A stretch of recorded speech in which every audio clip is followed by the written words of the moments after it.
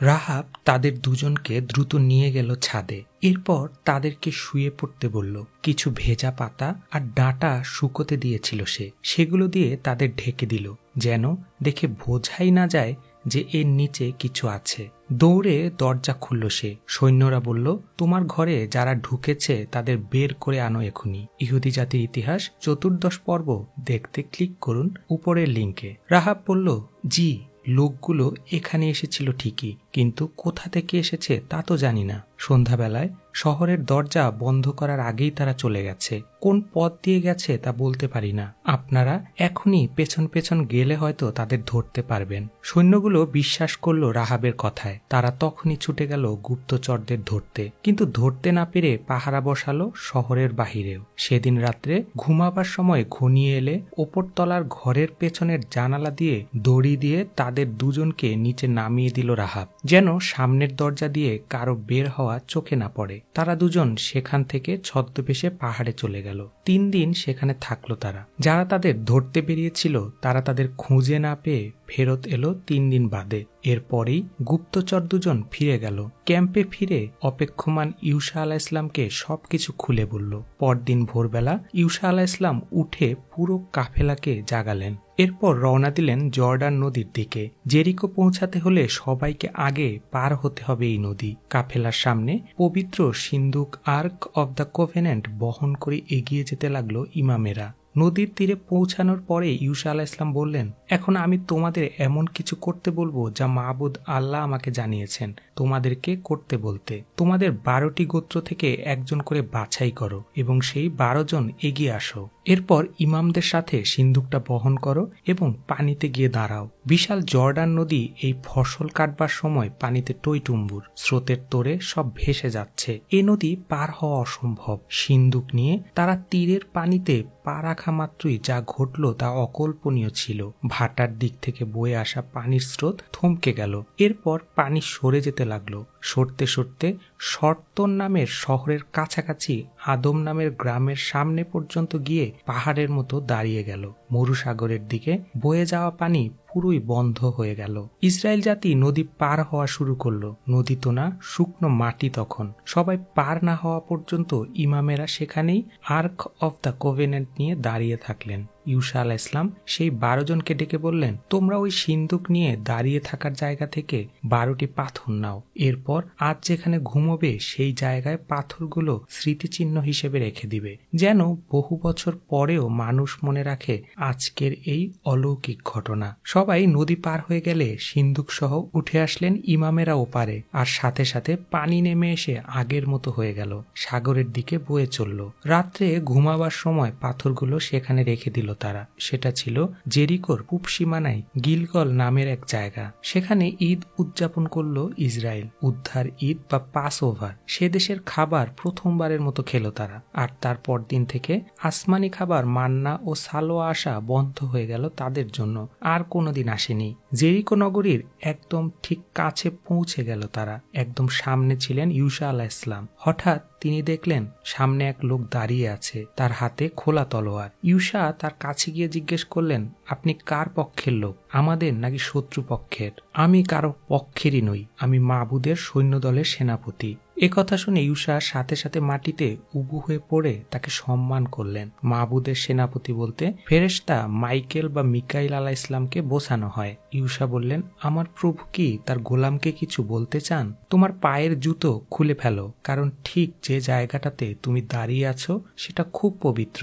ইউসা আলাইহিসসালাম তাই করলেন এবং মাথা তুলে তাকাতেই দেখলেন সামনে কেউ নেই।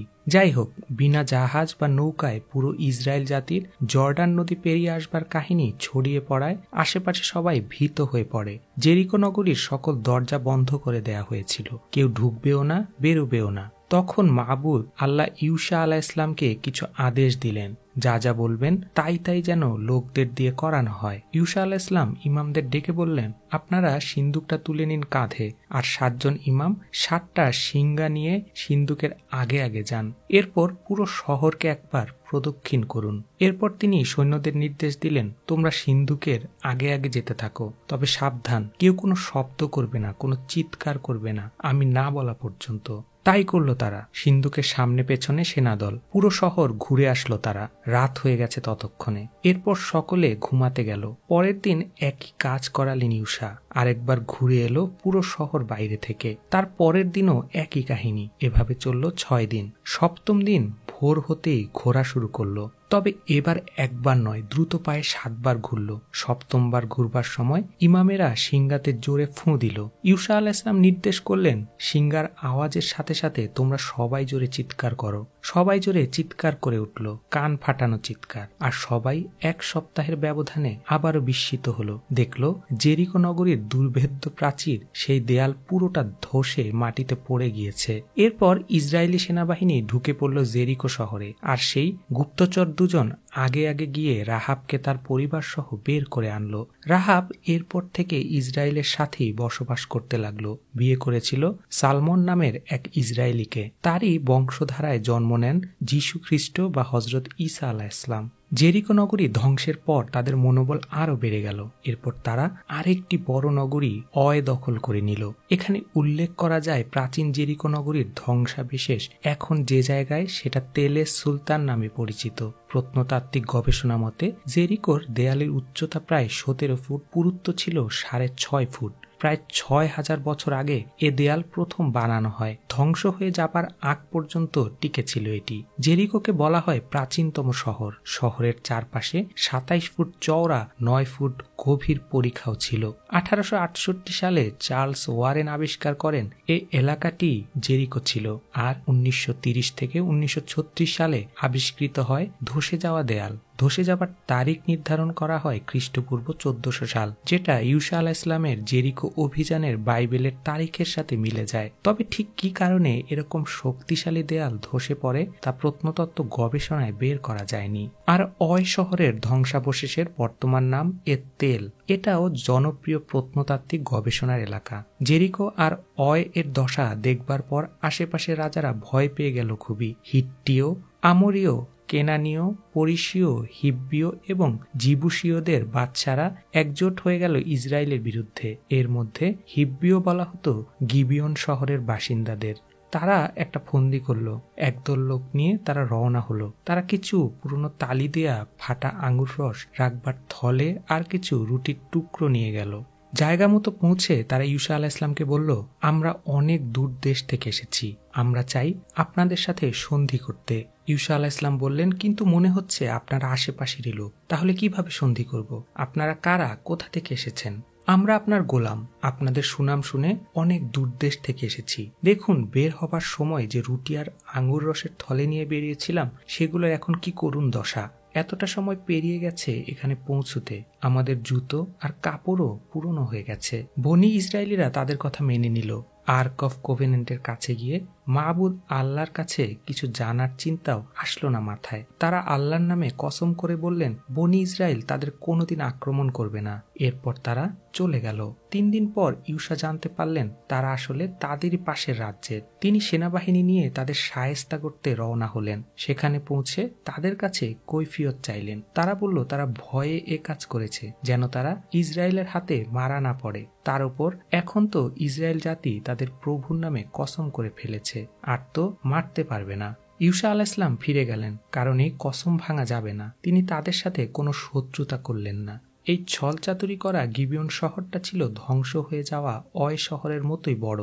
জেরিকো নগরীর ধ্বংস আর গিবিয়নবাসীদের সন্ধির খবর যখন পৌঁছালো, তখন জেরুজালেমের বাদশাহ অদনী সিদ্দিক প্রচন্ড ভয় পেয়ে গেলেন। তিনি আর 5 রাজ্যের রাজাদের সাথে নিয়ে বিশাল সেনাবাহিনী নিয়ে গিবিয়ন আক্রমণ করলেন। ওদিকে গিবিয়নবাসী ইউশার কাছে সাহায্য চাইল। সন্ধি মাফিক তারা যে ইসরায়েলের মিত্র। ইউশা আলাইহিস সালাম ইসরায়েলের সেনাবাহিনী নিয়ে হাজির হলেন গিবিয়নে। মাবুদ ওহী নাজিল করলেন, তুমি তাদের ভয় করো না, তারা কেউ তোমার সামনে দাঁড়াতে পারবে না। ইউশা আলাইহিস সালাম অতর্কিত আক্রমণ করলেন। ফলাফলস্বরূপ অনেকে মারা পড়ল আর বেশিরভাগ পালিয়ে গেল। পালিয়ে যাওয়া সেনাবাহিনীর উপর হঠাৎ করে আকাশ থেকে প্রচণ্ড শিলাবৃষ্টি নামা শুরু হলো। সেই শিলাতে মারা পড়ল আরও বেশি। পালিয়ে যাওয়া শত্রু 5 রাজাকেও খুঁজে বের করে হত্যা করা হয়। ইসরায়েলি বিশ্বাসে সেদিন যতক্ষণ পর্যন্ত ইসরায়েল বাহিনী জয়লাভ না করে ততক্ষণ সূর্য ডোবেনি। আকাশে স্থির হয়েছিল প্রায় 1 দিন। এরপর থেকে কেবল চলতে থাকে আশেপাশের রাজ্য দখলের খেলা। ধীরে ধীরে বাড়তে থাকে ইসরায়েলের সীমানা। আর ওদিকে অনেক বুড়ো হয়ে গেলেন ইউসা আলাইহিসসালাম।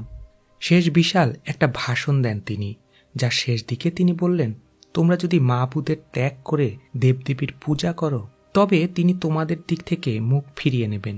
যদিও এতদিন তিনি তোমাদের মেহেরবানি করেছেন, তিনি তোমাদের উপর গজব দিয়ে শেষ করে দেবেন। আমরা মাবুদেরই উপাসনা করব। তোমরা সাক্ষী রইলে যে মাবুদকেই তোমরা উপাসনা করবার জন্য বেছে নিয়েছ। জি, আমরা সাক্ষী রইলাম। ইউসা আলাইহিসসালাম সমস্ত কিছু কিতাবে লিপিবদ্ধ করে গেলেন। 110 বছর বয়সে ইউসা ইবনে নুন আলাইহিসসালাম মারা গেলেন। লোকেরা তাকে আফরাহিমের পাহাড়ি অঞ্চলে দাফন করল। কাছেই সিকিমে তারা দাফন করল মিশর থেকে পালিয়ে আসবার সময় নিয়ে আসা হজরত ইউসুফ আলাইহিসসালামের কফিন। ইউসা আলাইহিসসালাম মারা যাবার পর এক বিশাল শূন্যতার সৃষ্টি হলো। পুরো ইসরায়েলকে নেতৃত্ব দেবার মতো তেমন কেউই রইল না। তাই বলে এমন না যে ইসরায়েল জাতির পতন শুরু হলো। তারা টিকে রইল বটে, কিন্তু এই নতুন দেশে এসে প্রায় সময়েই তারা তাদের ওয়াদার বরখেলাপ করে ঠিকই স্থানীয় দেবদেবীদের উপাসনা শুরু করে দিল। অদৃশ্য সর্বশক্তিমান উপাস্যের উপাসনা করা তারা বেশি দিন চালাতে পারত না। তাদের দরকার হতো সামনে থাকা কোনো উপাস্য। পরের 325 বছর কোনো বড় নেতার আবির্ভাব হয়নি। এ সময় ইসরায়েলের 12 গোত্রের আলাদা আলাদা করে শাসনকর্তা ছিলেন। এদেরকে শাসক বা কাজী বলা হতো। তারাই বিভিন্ন যুদ্ধে নেতৃত্ব দিতেন। ফলে ইসরায়েলের পরিসীমা বাড়তে থাকল। নবী বলতে তৎকালীন ইসরায়েলে তাদেরকেই বোঝানো হতো যারা পূর্ববর্তী কিতাবের বিশ্বাসগুলো প্রচার করে যেতেন। কেউ ছোট নবী, কেউ বা বড় নবী। আর পারিভাষিকভাবে রাসূল হলেন নবীদের ঊর্ধ্বে, কারণ তাদের উপর নতুন কিতাব আসত। তাদের সংখ্যা কম। একজন মানুষ নবী কিনা সেটা প্রমাণ হতো তিনি ভবিষ্যৎবাণী করতে পারতেন কিনা এবং সেটা মিলত কিনা তার উপর, কারণ সেগুলো মাবুদের পক্ষ থেকে হতো। প্রফেট নামটাই এসেছে প্রফেসি বা ভবিষ্যৎবাণী থেকে। মূল হিব্রু নাবি মানে ঈশ্বরের দূত। এ পর্যায়ে ইসরায়েল জাতি খুব বেশি রকমের দেবদেবী পূজায় লিপ্ত হয়ে পড়ে। ফলে শাস্তিস্বরূপ মাবুদ তাদেরকে 40 বছরের জন্য সেই অঞ্চলের আদি বাসিন্দা তাদের শত্রু ফিলিস্তিন সাম্রাজ্যের অধীনস্থ করে দেন। হ্যাঁ, পবিত্র ভূমির আদি বাসিন্দা এই ফিলিস্তিনিরাই। এরকম সময় ইসরায়েলের সরা গ্রামে মানহ নামের এক লোক ছিলেন। তার স্ত্রী ছিলেন বন্ধ্যা। একদিন হঠাৎ এক ফেরেশতা সেই স্ত্রীর কাছে এলেন আর বললেন, তুমি বন্ধ্যা বলে এতদিন তোমার সন্তান হয়নি, কিন্তু তুমি গর্ভবতী হবে, তোমার একটা ছেলে হবে। সে ফিলিস্তিনিদের হাত থেকে ইসরায়েলকে পরিত্রাণ করবে, তবে সে যেন কখনো মদ স্পর্শ না করে, কোনোদিন মাথার চুল না কাটে। এই অদ্ভুত শর্তগুলো তখন প্রচলিত ছিল ইসরায়েলে। যারা এটা মেনে চলত তাদের নাজরীয় বলা হতো। ফেরেশতা চলে গেলে স্ত্রী ছুটে গিয়ে স্বামীকে জানালো যে একজন লোক এসে তাকে এসব বলেছে। স্বামী তখন মাবুদের দরবারে ধন্যবাদ জানালো। পরে একদিন আবারও সেই ফেরেশতা এলো। স্ত্রী ছুটে গিয়ে স্বামীকে ক্ষেত থেকে নিয়ে এলো। স্বামী মানোয়া জিজ্ঞেস করলো, আপনি সেই লোক যার সাথে আমার স্ত্রী কথা বলেছিল? হ্যাঁ, আমি সে। আপনি একটু বসুন, আমি ছাগলের বাচ্চার গোশত রান্না করি আপনার জন্য। আমাকে ধরে রাখলেও আমি খাবো না, তবে তোমরা চাইলে মাবুদের নামে কোরবানি করতে পারো। তারা কেউই বুঝলো না এ লোক যে মাবুদের ফেরেশতা। আপনার নাম কি? আপনার ভবিষ্যৎবাণী মিলে গেলে তখন আমরা আপনার নাম নিয়ে সম্মান করতে চাই, মানুষকে জানাতে চাই। তুমি কেন আমার নাম জিজ্ঞেস করছো? আমার নাম কেউ বুঝতে পারবে না। মানোয়া যখন কোরবানি প্রস্তুত করলো তখন অচেনা লোকটি তার হাতের দণ্ড দিয়ে স্পর্শ করলো সেটা। সাথে সাথে ধপ করে আগুন জ্বলে উঠল। তখন সেই আগুনের শিখা আকাশের দিকে উঠতে লাগলো। সেই শিখার সাথে সাথে অচেনা লোকটি তাদের চোখের সামনে উপরে উঠে গেলেন। এটা দেখে তারা দুজন সেজদায় পড়ে গেলেন মাটিতে। সেই লোক আর কোনোদিন ফিরে আসেননি। যথাসময় স্ত্রীলোকটির সন্তান হলো। ছেলের নাম রাখা হলো শামাউন, সামশুন বা সিমশুন, যার মানে সূর্যের মতো পুরুষ। ইংরেজিতে তিনি স্যামসন নামে বেশি পরিচিত। স্যামসন যখন বড় হয়ে উঠলেন তিনি প্রায় শিকারে যেতেন। স্যামসনের চুল কিন্তু কোনোদিন কাটা হয়নি এবং তার দেহে ছিল প্রচন্ড শক্তি। পূর্ববর্তী ধর্মগ্রন্থে বলা আছে আল্লাহ প্রদত্ত শক্তি তার উপর ভর করত এবং তিনি ঐশ্বরিক শক্তিতে বলীয়ান হয়ে উঠতেন।